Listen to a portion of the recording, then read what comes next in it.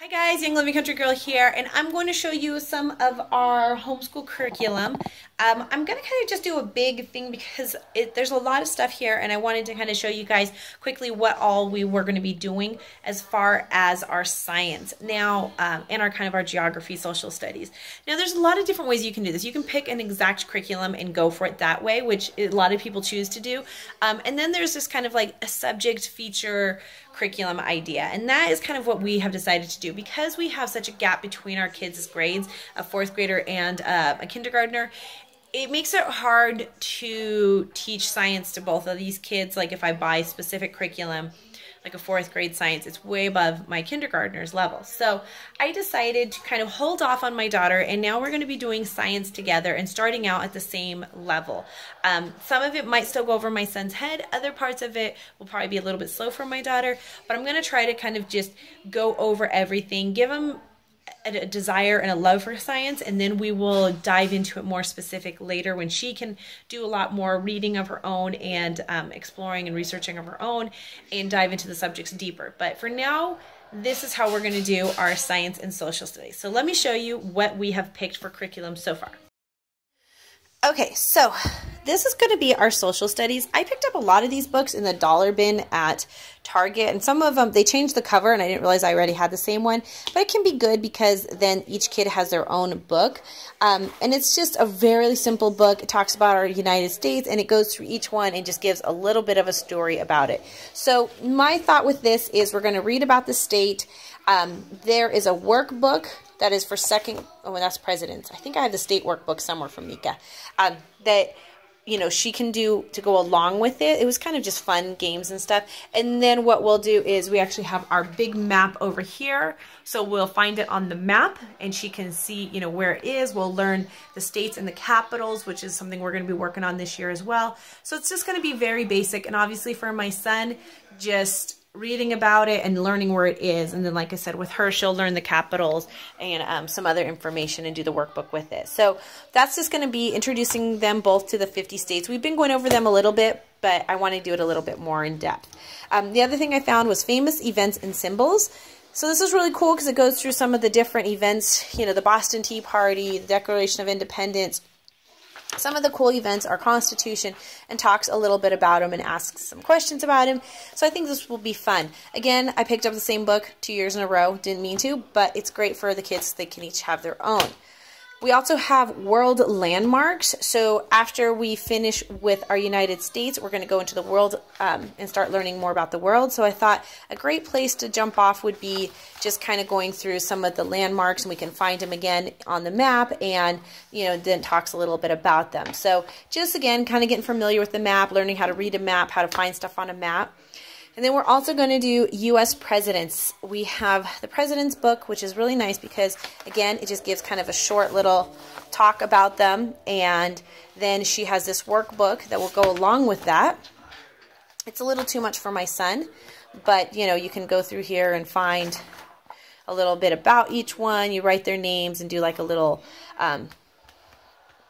not project, but a little, you know, fun game or something with that. So that will be for her to do. I'll probably find him some kind of printout of the president or maybe something like that that we can do, or they can color or something to go along with that for him. And then I have this George Washington, Soldier to President. So I think we'll do a little more of a in-depth study on George Washington, and then that way, you know, maybe she can do a book report or something on that. But, you know, for my son, just listening to it, getting familiar with who's our first president and, you know, some of those kind of things, I think will be a great jump off for him and a great way for both of them to learn together. So that's going to be our geography unit for this year, slash social studies slash history. I'm not sure what all we're going to consider it, but that's kind of what we're going along for now. Then we're going to do some science, 100 things to know about weather. I'm looking for some more weather books to kind of just go into it, but I don't want to get too much because we pretty much know about the weather. We talk about it. It's not something that, you know, our kids don't see, but at the same time, you know, it's nice to kind of just maybe read one a day, even just as something to do and go about. There's also a couple books that we have, like The Storm in the Night is a cute little book about, weather and stuff. And we have a couple other books that talk about, weather. So it's more or less just reading and kind of talking about it, answering any questions they might have. If we come across certain units that maybe they want to learn more about, then at that point I can hop on Teacher Pays Teacher or, any of these free websites or paid websites and find some more, information and worksheets about it. But this is kind of just more or less introduction and talk about it.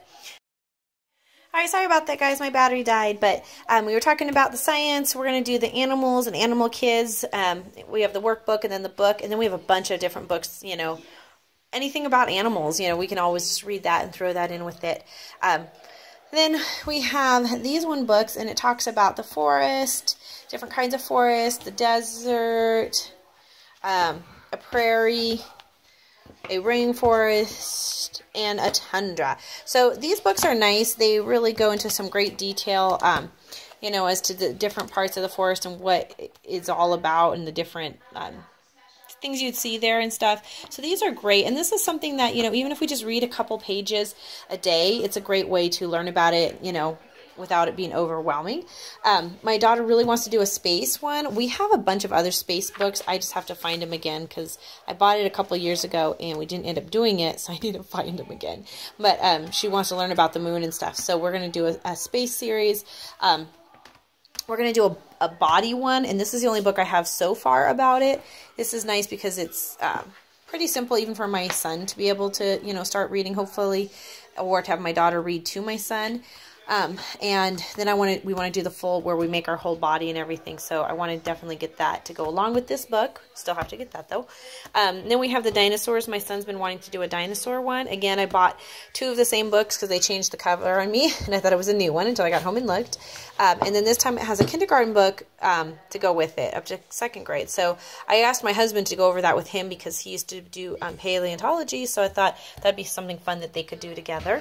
And then we've got a bunch of other animal ones, kind of, with that first book. We've got Big Cats of the World, Incredible Sea Creatures, and again, they changed the cover, so I bought it twice, but it's nice because both kids can have it. And these are great because they're like the level readers, so they're great, for that kind of stuff. But we'll go over that, and then there's one on sharks, and then we have like the Night of the Moon Jellies, and a couple other books that talk about the ocean and stuff, so and ocean animals, so we're going to do that. And then the polar region, the animals of the polar region. We did a really in-depth one about penguins a couple years ago that the kids really enjoyed doing during the winter. So I think I'm gonna pull out that and make copies of it again, and they can do that again. I still have some of the teacher manual part printed out. So I think we'll do that because that one was a lot of fun and the kids really enjoyed it, or my daughter did. My son was too little. So that's what we're gonna do for science this year and for our geography. So hope that helps you out. Just give you a couple ideas. Sometimes we have to think outside the box literally, and this is what we're going to do to make it work for our family this year. Thanks for watching. If you have any comments or anything or any questions, go ahead and comment below. I'd love to help you out and tell you more about it. Thanks again. Have a beautiful, blessed day. Bye.